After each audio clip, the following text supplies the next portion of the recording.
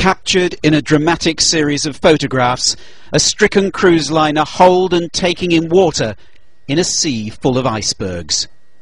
Its passengers and crew take to the lifeboats. There were 24 Britons among 154 people on board the MS Explorer. Happily, every single one of them was to be rescued safe and well. The first officer on the Explorer described the moment the ship was holed and the painful decision to abandon it.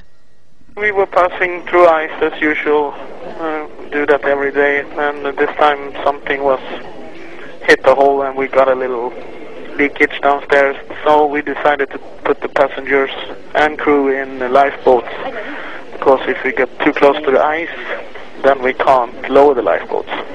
At first, the crew tried to pump out the inrushing seawater, but when all power on board failed, that had to be abandoned, and the ship's company joined the passengers in their small boats, waiting 6 hours for help to arrive.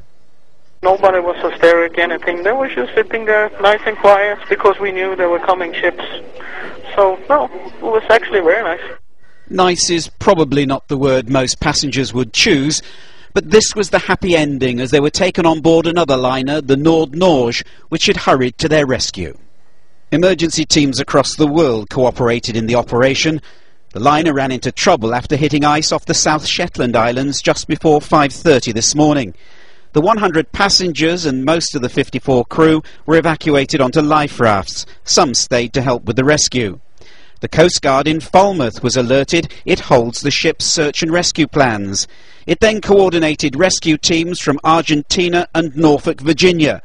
By 9 a.m. the ship was listing heavily at an angle of 25 degrees.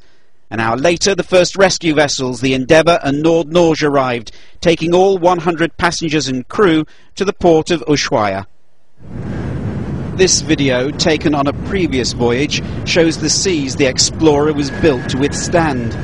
It has been taking adventurous tourists to the spectacular but potentially dangerous waters of Antarctica for 40 years now. The company that operates the tours says there's never been an incident like this before.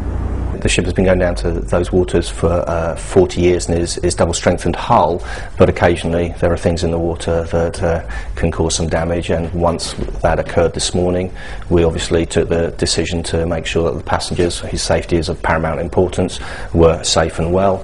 Early hopes that the damaged ship could be salvaged are now fading.